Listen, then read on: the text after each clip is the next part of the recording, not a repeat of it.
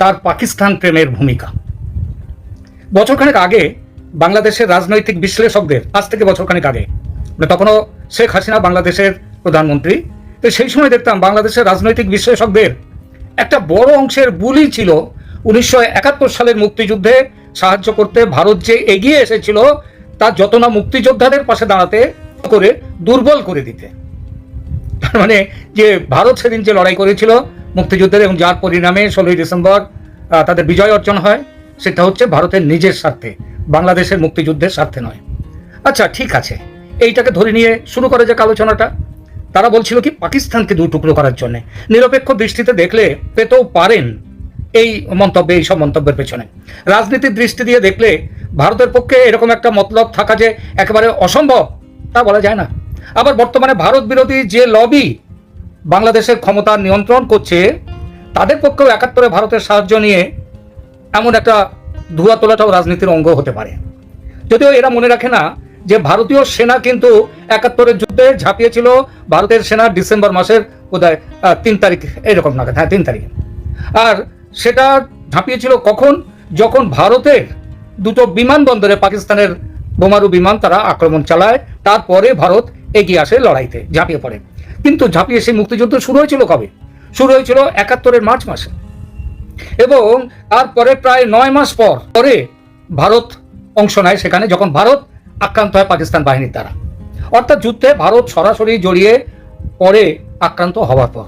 সুতরাং ওই যে বলছে পাকিস্তানকে দু টুকরো করার জন্য এই লড়াই করেছিল ভারত, এটা ঐতিহাসিকভাবে অসত্য একটা কথা। আরও একটি ব্যাপার আছে, সে তার কথা বলবো, সেটা হচ্ছে বাংলাদেশের মানুষ এতদিন কিন্তু তাদের মুক্তিযুদ্ধ তাদের একটা বড় গর্বের জায়গা ছিল, দেখতে পাচ্ছি। খুব বুদ্ধিজীবী গোছের মানুষ, নাটক করেন।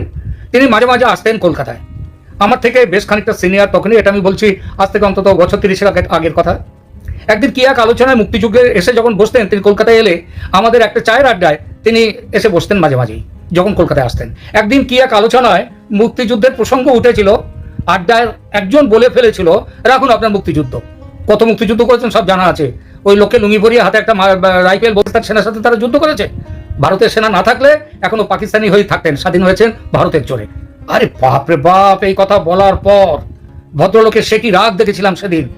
অনেক কষ্টে আমরা তাকে থামিয়েছিলাম। সেই বাংলাদেশের বলেছিলাম, আরে ছেড়ে দিন, আপনারা তো লড়াই করে নিজেদের স্বাধীনতা নিয়ে এসেছেন। তাদের গর্বের জায়গা ছিল এতটাই মুক্তিযুদ্ধ। আর সেই বাংলাদেশের এখনকার অর্বাচীনরা আজ কিরকম চিৎকার করে নির্বিকার বলে দিচ্ছে 71 জনে। তার মানে ভারত বাংলাদেশের মানুষকে ব্যবহার করেছিল, এইটাই তাদের বক্তব্য। এতে বাংলাদেশের মানুষের স্বাভিমানে কি আজ ঘা লাগে না? এমন কোনো বাংলাদেশের স্বাভিমানে ঘাম লাগে না? এটা অবশ্য আজ তোরা উল্টো পথে হেঁটে জন্মটাকেই অস্বীকার করতে চাইছে, সুতরাং ঘা লাগবে কেন? যে কথা বলছিলাম, বাংলাদেশের শাসন ক্ষমতা বর্তমানে যাদের হাতে, তারা বিশ্বাস করে পাকিস্তান টুকরো হয়েছিল ভারতের চালে। এটা যখন তাদের বিশ্বাস, তখন তারা এটাও নিশ্চয়ই জানে সেই পাকিস্তানকে আমন্ত্রণ করে বাংলাদেশে নিয়ে এলে ভারত খুশি থাকতে পারে না, খুশি হতে পারে না। ভারতের রাগ তাদের নিজেদের প্রভাব সব জায়গায় চালাতে চায়, অন্তত প্রতিবেশী দেশগুলোকে তো বটেই। তো সেই হিসেবে ভারত বাংলাদেশের ওপরেও তাদের যে প্রভাব, তাদের প্রভাবের মধ্যে রাখতে চেয়েছিল, রাখবে। যেমন আমাদের সমস্ত ভারতের আশপাশের সমস্ত রাষ্ট্র যেগুলো রয়েছে, নেপাল, ভুটান, তারা মাঝে মাঝে, ভুটান নয়, নেপাল তো মাঝে মাঝে এদিক ওদিক ছোটে, চীনের দিকে দিকে ছোটে, আবার ফিরে আসবে একদিন পর। মাঝখানে সিঙ্গালের সাথে শ্রীলঙ্কা, তাদের সাথে খুব মানে হপনবিং বেড়ে গিয়েছিল চীনের, তারপর তারাও আবার ফিরে আসে। আবার তাদের এই 2 বছর আগে যে গোলমালটা হয়েছিল, তখন ভারতই তাদেরকে সাহায্য করে বাঁচায়। তো সেই জন্য বলছি, ক্ষমতায় থেকে বলা, এই দুই সময়ের বলার মধ্যে অনেক ফারাক থাকে। ক্ষমতায় বসলে তার দায়িত্ববোধ বাড়ে, এবং দায়িত্ববোধ বাড়লে তার পরিণাম, তার যা প্রকাশ, সেটা তাদের কথার মধ্যে থাকা উচিত। হুটহাট করে আজে বাজে কথা বলে, যেগুলো ইউনুস, তার দল কি বলবো, ইউনুস গঙ্গের কথা বলবো না, ইউনুসের নিজে কত রকম বাজে কথা বলে আজকে সম্পর্ক কোন জায়গায় নিয়ে চলে গেছে, সেটা একবার ভেবে দেখুন। সুতরাং ইউনুস যখন ক্ষমতায় বসেছিল, তখন তার এই যে জিপটাকা না, যে উচিত ছিল, তাদের মনে রাখা উচিত ছিল, পাকিস্তানের সাথে বন্ধুত্ব করলে ভারত খুশি হবে না, আর ভারত খুশি না হলে তারা বাংলাদেশকেও দেখবে না, বরং বাংলাদেশকে কত দিকে ফেলা যায়, কত দিকে তাদের ধাক্কা মারা যায়, সেই জিনিসটাই তারা করবে। কিন্তু সেটা এতদিন করেনি, বরং বাইডেন ওদিক থেকে নানা রকম ভাবে উস্কানি দেওয়া সত্ত্বেও বাংলাদেশের সাথে সম্পর্ক খারাপ করতে কিন্তু যায়নি। এত কিছু বড়, পাকিস্তান থেকে আলু, পেঁয়াজ, চিনি টিনি সব আনার পরে, এমনকি অস্ত্র শস্ত্র আনার পরেও আবার সেদিন বলেছে 50,000 টন চাল বাংলাদেশ চেয়েছে ভারতের কাছে, ভারত পাঠিয়ে দিয়েছে। পর্যন্ত ছিল দিতে চায়নি, এখানকার থেকে বন্ধ রেখেছিল সমস্ত ব্যবসায়ীরা, সেটাও শুনেছি চালু হয়ে গেছে। এখন আবার যে বিভিন্ন জায়গায় অবশ্য ভারতের ব্যবসায়ীরা যে সমস্ত জায়গায়, তারা কিছু কিছু জায়গায় তারা আটকে রেখে দিয়ে দিয়েছে, তারা মাল যেতে দিচ্ছে না, মাল আটকে রেখে দিয়েছে, এরকম কিছু কিছু হতেই পারে। কিন্তু ভারত রাষ্ট্রীয়ভাবে বাংলাদেশের সাথে কোনো রকম ভাবে তার বিরুদ্ধাচরণ এখনো পর্যন্ত করেনি। কিন্তু বাংলাদেশের শাসক তাদের যে বড় এক কি উপদেষ্টা কি জানো, সেই মাহফুজ আলম, সেটা নতুন ম্যাপ করে দিয়েছে। তারপরেও আবার ভালোবাসা চায়। যাই হোক, ইউনূসের উচিত ছিল এই যে পাকিস্তানের সঙ্গে সম্পর্কটাকে লিপ সার্ভিস দিয়ে একটু দূরে সরিয়ে রাখা, কারণ তাদের জানা উচিত ছিল ইউনূসের তাতে ভারত খুশি হবে না পাকিস্তানকে ঘরে নিয়ে এসে দাওয়াত দিলে। আর ঠিক সেইটাই হয়েছে আজকে। কিন্তু বোকা আহমক ইউনূস সরকার করলো উল্টোটা, ভাব করতে গেল পাকিস্তানের সঙ্গে। আর এটাতে যে শুধু ভারত খেপে গেল তা নয়, খেপে গেল আমেরিকাও। আর যে ইউনূসের পালাবার কথা হচ্ছে, তার দেশের অনেক কারণ আছে। এইকে যদি বাংলাদেশ ভারতের সাথে সুসম্পর্ক রাখতো হাসিনা চলে যাওয়ার পর, তাহলে বাংলাদেশের অভ্যন্তরে আজকে যে ক্ষতিগুলো হচ্ছে সেটা হতে পারত। যদি আজকে কাঁচামালের অভাবে তাদের কারখানা বন্ধ হয়ে যাচ্ছে, মানুষ খেতে পাচ্ছে না, 1.5 গুণ দাম দিয়ে 2 গুণ দাম দিয়ে ভারত যে খাবারগুলো পাঠিয়েছে, আলু পেঁয়াজ চাল ডাল পাঠিয়েছে, সেইটাই আবার দুবাই আবার চলে আসছে পাকিস্তানের কাছে, এই বাংলাদেশের কাছে চলে আসছে। 1.5 গুণ 2 গুণ দাম দিতে হচ্ছে এবং সে সমস্যার মধ্যে পড়ে যাচ্ছে। তখন ওদিকে বাইডেনের বিদায় হয়ে যাচ্ছে, বাইডেন হেরে গেল ভোটে, বিদায় হচ্ছে।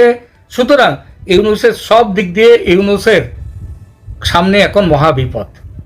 অনেকেই বলেন ট্রাম্প ইউনূসকে সহ্য করবে না, কারণ ওর সাথে পুরনো শত্রুতা আছে। দেখুন, রাজনীতিতে এই পুরনো শত্রুতার খুব একটা মূল্য থাকে না। যিনি আজকে ট্রাম্প, তিনি প্রতিনিধিত্ব করছেন তার দেশ আমেরিকার যেটা তাদের সম্পর্কে, তাদের পক্ষে যেটা ভালো হবে তারা সেটা করবে। ট্রাম্প এখানে একটা স্লোগান তুলেছেন, great make America great again, MAGA. সুতরাং আমেরিকাকে গ্রেট করো, তার দিকেই হচ্ছে ট্রাম্পের নজর। তিনি তার নিজের সম্পর্ক ইউনূসের সাথে কি, এটা নিয়ে তার কোনো মাথা ব্যথা নেই। এটা আমি মনে করি, ট্রাম্পও তাই মনে করেন। কুরুলের ঘা মেরেছেন। যেমন ধরুন, ইউনূস ভেবেছিলেন উনি ভারতের সাথে পাঙ্গা নেবেন, ভারতের সাথে পাঙ্গা নিয়ে নিজের ক্ষমতা দেখাবেন, উনি কত বড় প্রশাসক, কত বড় নেতা, কত বড় রাষ্ট্রীয় শক্তির উনি অধিকারী। ইউনূস ভেবেছিলেন ভারতকে বাদ দিয়ে চীন আর পাকিস্তানের সঙ্গে মিলে একটা জোট তৈরি করবেন এবং এই অঞ্চলে বারবার বলছিলেন না, উনি কিছুদিন আগে ওনারা ব্রিক্সের মেম্বার হতে চাইছিলেন ইউনূস সাহেব। এদিকে চীনকে নিয়ে জোটের তীব্র বিরোধী হচ্ছেন আবার ট্রাম্প, কারণ ট্রাম্পের মূল শত্রু হচ্ছে চীন। কারণ বাণিজ্য শক্তিতে আমেরিকার সাথে পাল্লা দেওয়ার ক্ষমতা আছে চীনের, এমনকি আমেরিকাকে ছাড়িয়ে সে উঠে যাচ্ছে চীন।